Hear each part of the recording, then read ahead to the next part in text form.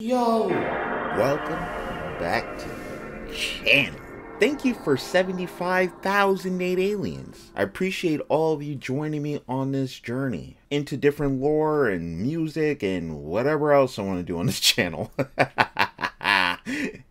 Y'all are my prisoners now. Yeah, that's right. I own the rights to all of you. You signed online once you hit the subscribe button. I'm sorry. It's just the rules. With that being said, today I'm going to be diving into Poppy Playtime lore for the very first time. As some of y'all know, a while back I wanted to get my views up, so I decided to play some Poppy Playtime. It was a pretty decent chapter, I'm not gonna lie. It was pretty cool. The game needs some polishing though, and it definitely did not feel like a full experience. But today I'm going to be watching this video by Game Theory, the bloody history of Poppy Playtime. And I'm going to give my thoughts on it. Hopefully you can dive into the lore, because that's what we do out here. Okay? Dream SMP lore, FNAF lore, it don't matter. We like lore. If you enjoy me reacting to game theories about Poppy Playtime, or anything Poppy Playtime related, hit that like button and subscribe today. Join in 8 aliens. Let's go ahead and get into it. Doki Doki Literature Club, solved. Bendy and the Ink Machine, solved. Five Nights at Freddy's, solved, maybe. No. Then kind of retconned and solved again. I don't know, it's kind of solved. No. Yeah, remains to be seen. Anyway, no. Today there's a new challenger, Poppy Playtime. And with only one chapter available, this thing is ripe for the theorizing. We've seen children's toys and games trying to kill us in the past, but it's never been anything like this. Hello, Internet. Welcome to Game Theory. Oh, by the way, creator named Dags, the video Problem with Poppy Playtime and Horror Games for Kids, he did a follow-up video exposing the developers of Poppy Playtime. I want to watch it with y'all and go into it, so just let me know in the comment section if you're interested. For today, I wanted to start off by introducing you to our latest piece of merch. Say hello to the Maddie Pally doll. Maddie Pally, the perfect friend for every theorist. But hey, that's just a theory. And that's not all he can say. He's actually full of all the favorite catchphrases from the channel. Oh no. I'm coming to get you, Matt Pat. Oh, okay. Very funny. Who changed the voice box? See, no. No one did, Matt Pat. No. Okay. I've never liked horror movies with realistic dolls, voodoo dolls, dolls in nature. No horror titles with dolls. Just no. I'm going to kill you, Matt Pat, and that's no theory. And we're done with that one. Why do I always end up with all the creepy possessed stuff? Guess it's just kind of the brand now, but hey, if you like all things creepy, why not hit that subscribe button? If you don't, well, let's just say that I can't guarantee your safety from whatever scary toys you have lurking around your house. I don't have any toys around my house. I can't really do that even if you do push the subscribe button, but still, pushing that button won't hurt. You're dirty. You're dirty. If you thought of anything when I said that, you're dirty. Okay? You need help. Alright? I know where your mind went. And the reason why I'm saying that is because my mind went there too. Let's continue. So, Poppy Playtime, the latest horror craze filling the void of emptiness as we asymptotically approach the release of Security Breach. If there's a formula for indie horror, this thing checks all the boxes. Simple creative gameplay? Check. Horrific childhood playthings? Check. Mysterious hidden lore sprinkled throughout? Double check. So today we're gonna look at the first chapter to start piecing together what's really going on in this game and what's gonna be coming in the future installments. And let me tell you this, while it may certainly look similar to the dozens of indie horror games that we've seen in the past, this one has some unexpected twists that make it all the more surprising and the more terrifying. And I gotta say, for the first time in what seems like forever, there's no malicious AI trying to steal your identity to escape their video game prison by hopping into your body. No matter what else this story entails, big props on being creative on that one. When we boot up chapter 1, we're told that we're taking on the role of an ex-employee of the Playtime company, finally returning to the factory years after everyone mysteriously disappeared inside. If that's not a theorist invite, I don't know what is. What happened? Why are we the ones who remain? One click into this game and already there are so many questions. Yeah, I was thinking that too when I started it up. I just thought that exposition was interesting.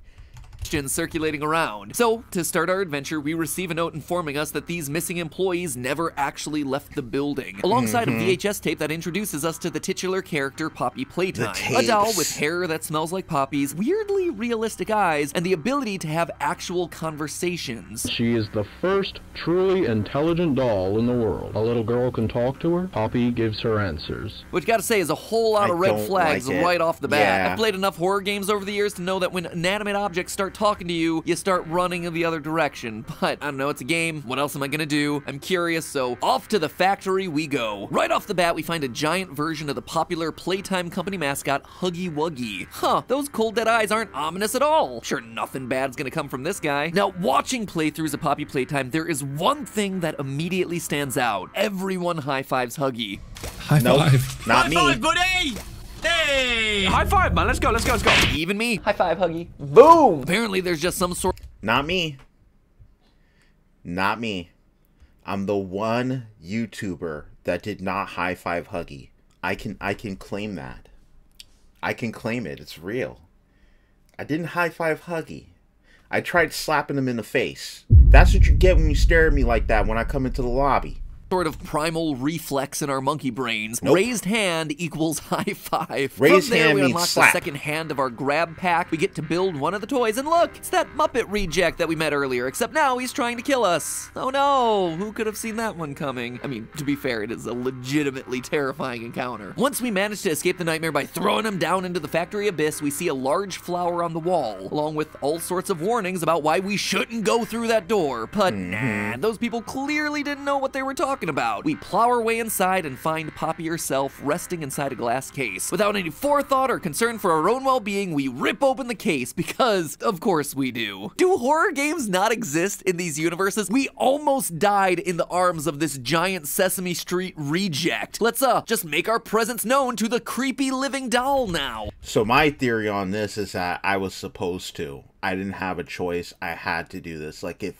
I'm forced to do this because of Poppy. I think once the first tape went in, maybe the tape somehow had some kind of subliminal messaging, or maybe it had a word or a trigger that woke me up and brought me back to this factory before. I don't know, but I just feel like I was forced to do this because there is no other choice. You don't have another choice in the game. The lights flash, Poppy's eyes open, and we get the final line of the chapter. You opened my case. And that's it. Big old cliffhanger for the next installment. But is it just me, or did it feel like there was something more going on here? Who am I kidding? Of course there's something more going on here. This is a modern indie horror game. There's hidden lore all over this thing. For starters, let's rewind a bit to take a closer look at Huggy Wuggy himself. We know from the opening placard that the toy was made in 1984 and became Playtime Company's most popular mascot, but how do you go from this to this? Toys just don't come to life, unless Toy Story was right all along. Don't you start. Don't you start with Toy Story again, Matt Pratt. Stop it.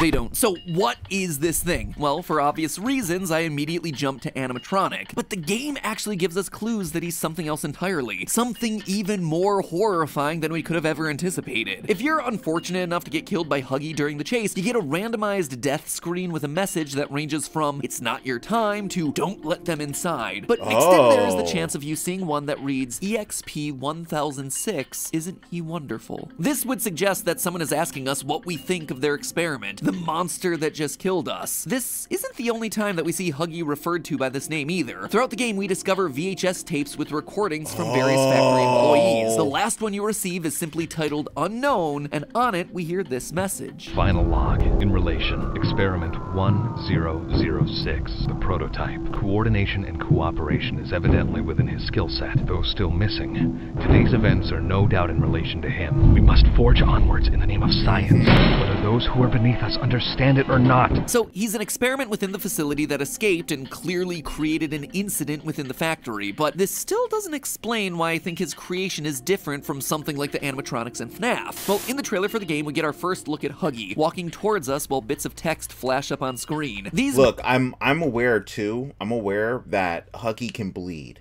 That's another thing too. I know that some of the animatronics have organic matter or something, and I think Huggy Wuggy apparently has like real bits of human in there. the blood. Messages seem to be excerpts from documents of Or Playtime animal. code, but before you can read them, most of the text disappears Organic to reveal a material. new eerie sentence. But you know I'm gonna pause the video and read all the frame-perfect stuff, right? Most of the vanishing messages cover pretty standard stuff, mostly about grab pack safety. That is, until we get to the 43-second mark of the trailer, where suddenly we have a giant wall of darkened rolling text happening behind the main message. Hold the phone! Things that are hidden in the dark? What is this, a 2015 FNAF 4 teaser image? So, For true to real. form, I do what I do best. I lower the contrast, I up the brightness, and voila, we got this. Experiment 1006, the prototype. He seems serviceable as the prime example for the type of vessel which we're trying to create. Despite his digestive tract being wired properly, the prototype finds no necessity for sustenance, unlike the others. All other experiments can only survive while subsisting on much larger portions. Others?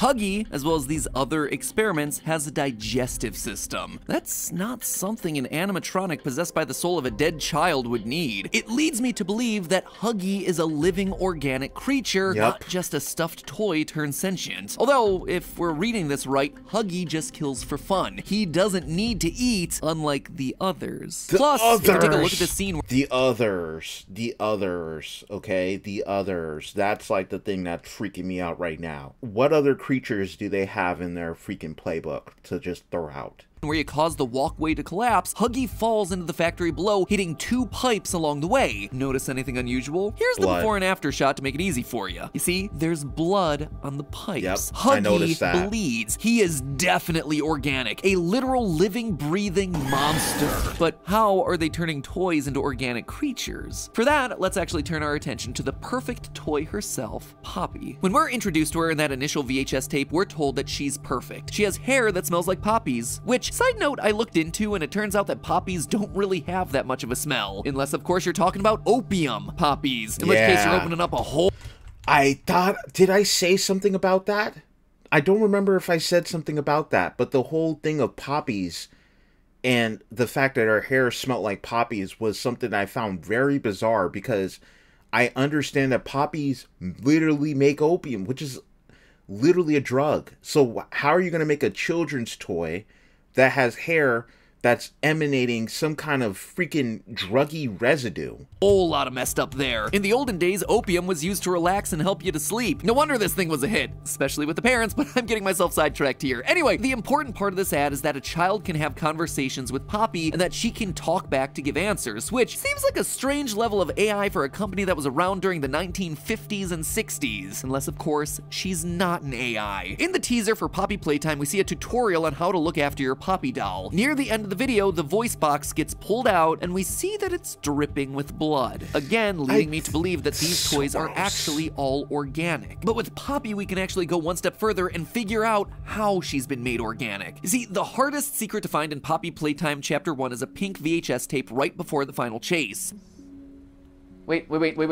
Oh my gosh, is that it? Oh. No way! Oh my gosh, that was it! Well done. Wow! I'm assuming the game really doesn't want me to do this, but I don't care. Because I found the lore. Oh no! If you manage to find it before getting locked out, the tape shows you an interview with a prospective employee, Stella Graber. She's a woman obsessed with living forever, wanting to be more like a child and longing to bring joy to children like her toys did for her. Your body just gets older and older, and then you die. Human bodies just can't stay young forever. This tape feels really random in the grand scheme of things. Like, why would we be shown this? Well, it starts to make much more sense in the context of living organic toys. Based on the way that she talks, Stella would be the perfect candidate for some experiments that Playtime were running. I believe that they used employees, specifically Stella, to make Poppy. Not just transferred her consciousness either, but used her physical body, their digestive systems, their brains, and in the case of Poppy, Stella's eyes. It seems... Now it makes sense. We are still here. They never left the factory. The factory closed down because they were turned into the toys.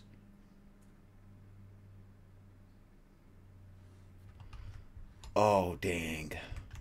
seems like an extreme leap to make, but look at Poppy's eyes in the video. Tell me that those aren't human. You don't just add capillaries to your cute little doll's eyes. This would also align with the whole bleeding thing. Organic bodies made of flesh and organs that can bleed. It's also worth mentioning that the voice actor for Stella is the same as the voice actor for Poppy. This may just be because of limited voice actors, but it also feels like an interesting detail to call out. If I'm right about Stella and Poppy being one and the same, I think it gives us a pretty good idea of what her part is in the wider story. The general consensus online is that Poppy is gonna be the big bad. I mean, the game's got her name on it after all, but for me, I'm not so sure. I don't believe that Stella would be mad about being turned into a toy. I think that, honestly, she'd be delighted. She would not be delighted, however, in being locked away in a sealed glass case. Listen to that final line again when we open the glass case at the end of chapter 1.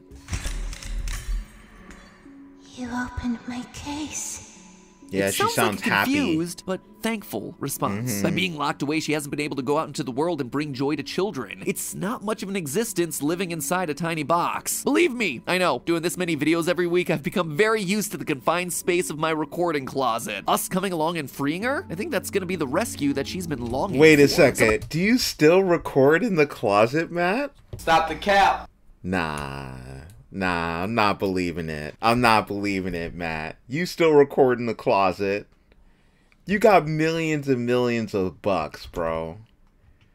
There ain't no way. I'm not buying that one. I'm not. Unless he just enjoys the solitude of it. And I will say, the smaller the space that you record in with the mic, the better for the sound. I mean, it's possible that he does go in the closet, close the door, and he's just by himself and he's able to be in his own world and zone into the script.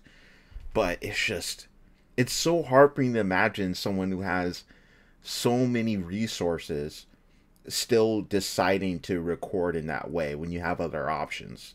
Like, I remember, I watched his older videos. He was talking about that, how he would sit in his closet and literally record, and that's so cool if he's still like that. Like, that's fire. It's strange, though, too, to me. I don't know. Some of the death messages also lead me to believe that Poppy isn't trying to kill us. Look again at these screens. I need you alive. It's too early to die. Death isn't permanent. Who is talking to us in these screens? Well, I think it's Poppy. She's the only other character that we've been introduced to so far, so if it's not her, it kinda has to be someone else that we haven't really met yet. She's calling out to us. She needs us, and it's not just for her sake either. Another death screen reads, "More lives are at risk than just yours." Whoever this person is, they're hoping that we can help all of the vanished employees. And it doesn't end there. There's one final death screen to call out. This one, which looks like somebody head-desked their keyboard repeatedly, but it actually appears to be Cyrillic characters, or at least approximately close to Cyrillic characters. For those of you who don't know, Cyrillic is the alphabet used for Slavic languages. Places like Russia, Bulgaria, the Ukraine, you know, the countries that give new meaning to the word cold. Who knows, maybe the languages all look this way with the extra accents and swoops because people trying to write them are shivering all the time. Anyway, for it being Cyrillic, it actually looks to be a simple substitution cipher, with different characters representing different characters from the Latin alphabet that we're more familiar with. Notice these two in a row right here, probably EE or OO. Using that as our base and trying lots of different combinations, we can't come to a definitive conclusion. There just isn't enough letters here, but stay, they need help, certainly fits the pattern that we're seeing in the letters, which again hints at the fact that these are people, ex-employees trapped inside the bodies of the monsters looking to escape. All of this points to Poppy becoming our companion. Maybe she'll help us solve puzzles by getting into spaces that we can't, or she'll be able to distract the monsters while we progress, or she'll just be our guide through the factory maze, kind of like GLaDOS the potato from Portal 2. But in some small way, I think that she's gonna be helping us both save herself and all the others. So if Poppy is our helper, then who's our big bad? Well, remember the trailer? While discussing Huggy, it mentioned others. So did the VHS tape. We know that Huggy is experiment 1006, which, if this scientist has any respect for logical procedure, would imply that he's actually the 6th experiment they've created. Sure, they call him the prototype, but he's gained that name because, as the trailer said, he seems serviceable as the prime example for the type of vessel that we're trying to create. So they thought they'd got the experiment right that time, but clearly there were others before him, all with cognitive ability, but these ones are gonna be hungrier. They're gonna be more bloodthirsty than Huggy. And gotta admit, he was already pretty bad. So then who or what came before? Well, during the course of the game, we're actually made aware of 5 other toys that Playtime creates: Candy Cat, Boogie Bot, Brawn, Cat Bee, and a pink version of Huggy. Oh my god, I was staring at those and I didn't even trip. I didn't even trip that those could be potential actual characters. Oh my god, no. No, bruh. Oh, BoogieBot could be fire. Which we'll call Ms. Huggy. If Huggy was experiment 1006, with 5 other toys available, I think it's likely that they're gonna be the monsters that show up in future chapters. But kicking us off in chapter 2, I believe, will be Cat B. Why? Well, because as much as there are references to all the other toys throughout the factory, Cat B's the one that has an active part in this chapter of the story. After getting the storeroom tape, we see a conveyor belt, which is covered in Cat B parts. Once we crawl through the vents, we end up at an assembly line, where we then proceed to activate and create a Cat B toy. The others have all been background characters to the chapter, but we actively create Cat B, which seems like a metaphor for the humans creating monsters, and that points me in the direction of Cat B being our next big bad. But all of it leaves me with one final question. Clearly, Poppy put Playtime on the map in the 19... I'm surprised that Matt isn't mentioning anything about the almost sentient machines there creating the toys. Like, what is with the eyes on the machine? Like, what is with that? Why does it look like and feel like they're staring at you? 1960s, based on the vintage style of the Poppy ad and the fact that the ad is actually in color, which is something that wasn't available until the 1960s. Huggy Wuggy was invented in 1984, after Poppy. So if Poppy was a human experiment and she was perfect, then why are Huggy and all the other experiments then monsters? Well, my theory is that Poppy was a human experiment done back in the 1960s and was a roaring success, but the secret to how it was done was kept under wraps. And as dolls came out of fashion, the company had to evolve, creating new colorful toys like Candy Cat and Huggy Wuggy. We can see, based on the toy packaging, that this went on for some time. Huggy's packaging is very similar to those of the 1980s. BoogieBot and Candy Cat look much more like toys from the early 2000s. Clearly, the company was able to survive for a long time, but it wasn't enough to keep the company afloat, and so someone in the factory decided to pursue new innovations. Now, I know that this could just be a design choice, but something that also struck me as odd is the opening menu for Poppy Playtime, the way the sky looks. Like, it almost made me feel as if whatever future we're in this game for the story, like something happened, like maybe like climate change, something. But it looks weird. It looks strange. I noticed that. To bring Playtime Co. back to its former glory. Innovation is key, after all, as we see in one of the death screens. Without any knowledge of how they managed to successfully create Poppy, the scientists get to work trying to recreate the magic. Toys that would come to life, acting like pets for children, bring them joy. Once again, they succeed in creating something organic, but they miss the one human element that made the original Poppy experiment successful: willingness. Stella was the perfect subject. She seemed like she'd be over the moon with living forever as a child. However, our scientist may not have known about Stella and what made her, and therefore Poppy, special. I bet you that characters like the disgruntled storeroom worker Rich that we meet in the tapes are people that have been turned into these monstrous toys. He doesn't seem all that pleased with the company making his life difficult, and we know that although they may have a clean, sparkly outward image, Playtime don't tend to treat their employees very well. Wouldn't be too hard to believe that they saw the tape of Rich complaining and decided he needed to be disciplined in a very special way. But Rich doesn't have that childlike wonder of Stella or that natural love of toys, and so when he gets made into one, he becomes a monster. The experiment backfires and starts killing the employees. The scientist locked himself away in the same room that we found Poppy. She was patient 0, locked away in the case to protect and study her, until of course we come along and set her free. There you have it, friends, my predictions for Poppy Playtime. Was I right? Was I wrong? I guess we're just gonna have to wait and see. But hey, that's just a theory. A game theory. Thanks for watching. We love you, Matt Pat. We really do. That was a game theory about Poppy Playtime. I guess I really should have caught on to the idea that the factory is turning them into toys. I should have caught on to that with the opening message, but you know what?